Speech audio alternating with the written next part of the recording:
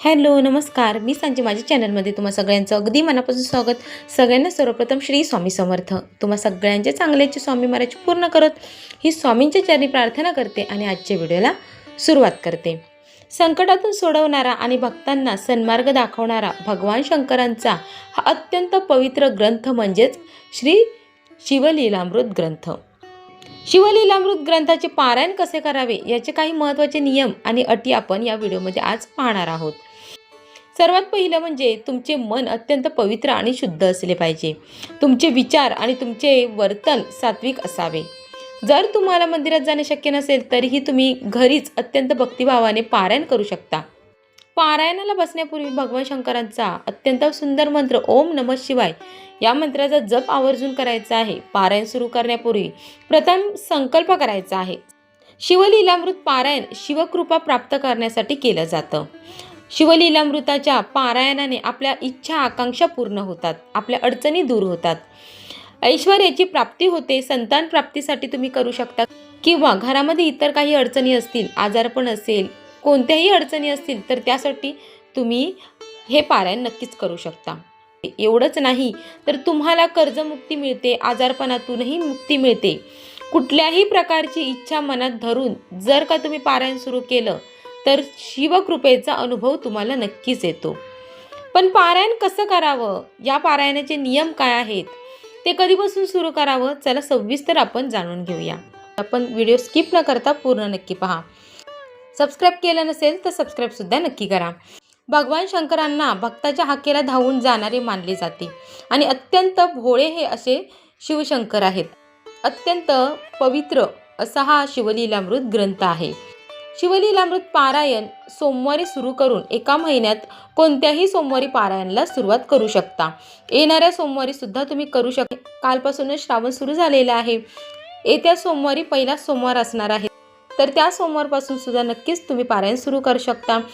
पण श्रावण महिन्यात शिवभक्तीला अधिक महत्त्व आहे, त्यामुळे श्रावण महिन्यात हे पारायण अधिक फलदायी ठरतं.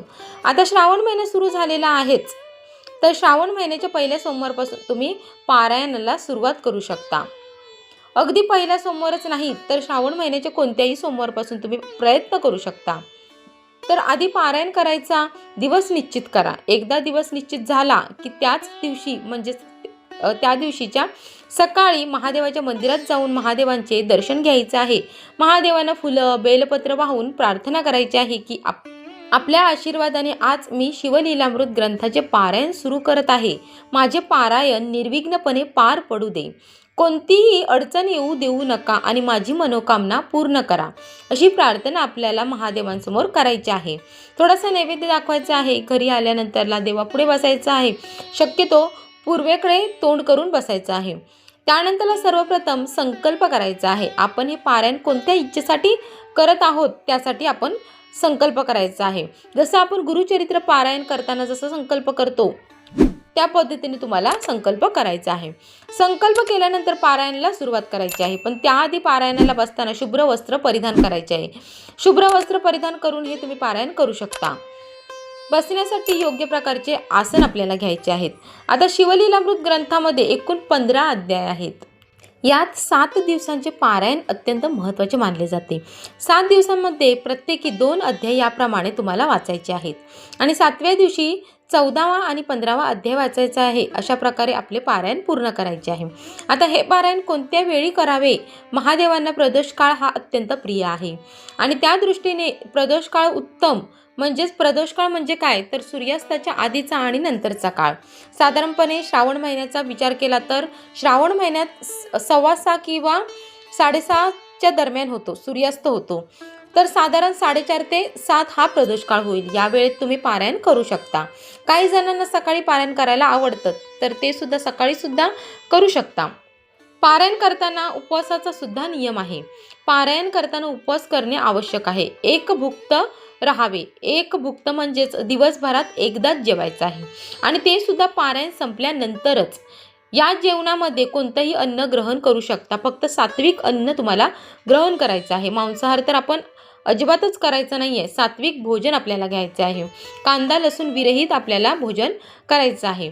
हा आहे पहिला नियम. पोथी वाचन झाल्यानंतरलाच अन्न ग्रहण करायचं आहे.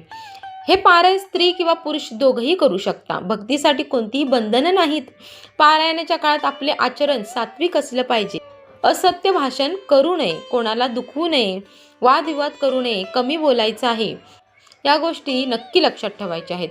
वाचन पूर्ण झाल्यानंतर म्हणजेच रविवारी पारायण पूर्ण होतं, 7 दिवस पूर्ण होतात. त्यानंतरला महादेवाच्या मंदिरात जायचं आहे. महादेवांना बेलपत्र वाहून नमस्कार करायचा आहे, नैवेद्य दाखवायचा आहे. गुरुवर्य किंवा ब्राह्मणांना वस्त्र किंवा दक्षिणा देऊन त्यांचा आदर करायचा आहे.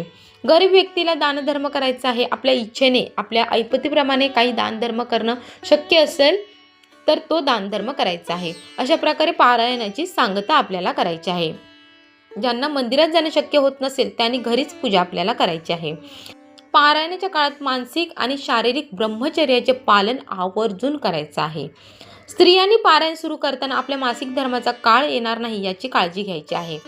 बघा, जेव्हा आपण गुरुचरित्र पारायण जेव्हा करतो, मध्येच जर मासिक धर्म आला तर घरातील इतर व्यक्तीने ते वाचन कंटिन्यू करू शकतो. पण या पारायणामध्ये इतर व्यक्तीने कंटिन्यू वाचन करू शकत नाही. आपल्याला मासिक धर्म आलाच मध्येच तर आपल्याला ते वाचन तिथेच थांबवावं लागतं आणि 4-5 दिवसानंतर परत कंटिन्यू करू शकता. पण मी म्हणते प्रत्येक स्त्रीला आपली मासिक धर्माची, आपल्या मासिक पाळीची तारीख माहिती असते. ती तारीख लक्षात घेऊन तुम्ही पारायणाला सुरुवात करू शकता. शिवलीलामृत पारायणाचे हे अगदी साधे आणि सोपे नियम आहेत. श्रद्धा भक्तीने जे कोणी पारायण करणार आहेत त्यांची इच्छा पूर्ण होणारच आहे. तुम्हाला नक्कीच याचा अनुभव येणार आहे. अगदी साध्या आणि सोप्या पद्धतीने पारायण कसं करायचं आहे ते मी तुम्हाला सांगितलेलं आहे.